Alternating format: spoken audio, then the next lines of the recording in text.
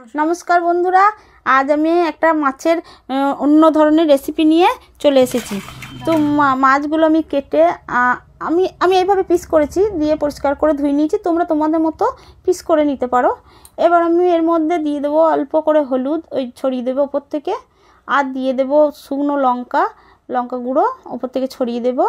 দিয়ে এবার আমি একটু সরষের তেল দিয়ে দেবো। দিয়ে এবার মাছগুলো একটু সরষের তেল দিয়ে মাছগুলো আমি একটু মাখিয়ে নেব। তোমরাও ভালো করে মাখিয়ে নেব। তোমরা এইভাবে আমার মতো এইভাবে করে মাখিয়ে রান্নাটা করবে। আর কড়াইয়ে একটু সামান্য তেল সরষের তেল দেব, অল্প করেই দিয়েছি। এবার আমি তেলের মধ্যে দিয়ে দেব পেঁয়াজ কুচো দিয়ে দেব, আর দেব আদা, আর দেব রসুন, আর রসুনের গোটা রসুন দেব। আর ওই টমেটো আছে, টমেটো কুচিয়ে দিয়েছি, ছোট ছোট করে কুচিয়ে দিয়েছি। তোমরা এইভাবে কুচিয়ে দেবে, দিয়ে একটু ভালো করে নাড়াচাড়া করে নেবে। তারপরে ধনে পাতা ছড়িয়ে দেবো, মানে কুচু কুচু করে ধনে পাতা কেটেছি, এবার ছড়িয়ে দিয়েছি। এবার এটাকে ভালো করে একটু ভেজে নিয়েছি। ভেজে নিয়ে এবার আমি ওটা অন্য জায়গায় যে তুলে নিয়েছি। এবার আমি এটাকে শিলের মধ্যে পেস্ট করব। তোমরা চাইলে মিক্সিতেও পেস্ট করে নিতে পারো। তো যখন মিক্সিতে পেস্ট করবে তোমরা একটু ঠান্ডা করে নেবে। এইবার পুরোটা ঠান্ডা করে মিক্সিতে পেস্ট করে নেবে।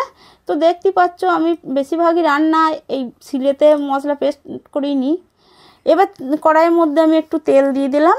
তেল দিয়ে এবার আমি মাছগুলোকে হালকা করে ভেজে নেবো এপিট ওপিট করে।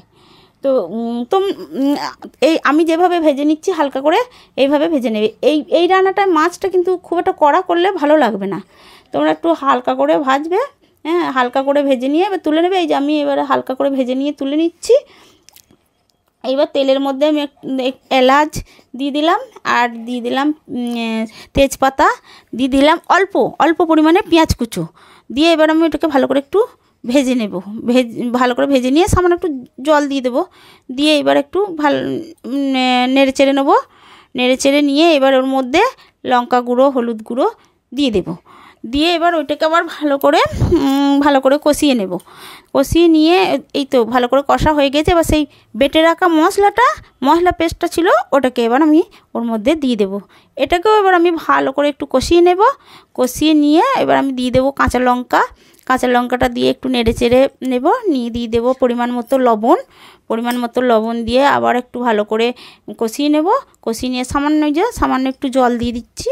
তো জল দিয়েও আবার আমি ভালো করে এটাকে একটু কষিয়ে নেব, নিয়ে ঢাকা দিয়ে দেবো। এবার আমি ঢাকা খুলে এবার দেখে নিয়েছি যে মশলাটা গন্ধটা চলে গেছে। এবার আমি মাছের পিসগুলো একে একে ওপরে সাজিয়ে দেব। তারপরে সাজিয়ে দিয়ে আমি দেবো এই পেঁয়াজের পাতা, এখনও কলি হয়নি, পাতা ওইগুলো আমি একটু আমার বাড়িতেই বাগান থেকে নিয়ে এসেছি, ওটা কুচো করে ছড়িয়ে দিয়েছি। আর দিয়েছি এই যে টমেটোর পিস ছোট্ট করে কেটে দিয়ে দিয়েছি। এইবার আমি সাইড থেকে মানে চারধারে অল্প করে জল দিয়ে এবার ঢাকা দিয়ে দিলাম। এবার ঢাকা দেওয়ার খানিকক্ষণ পর আমি খুলে এই যে আমার রান্নাটা আমার হয়ে গেছে।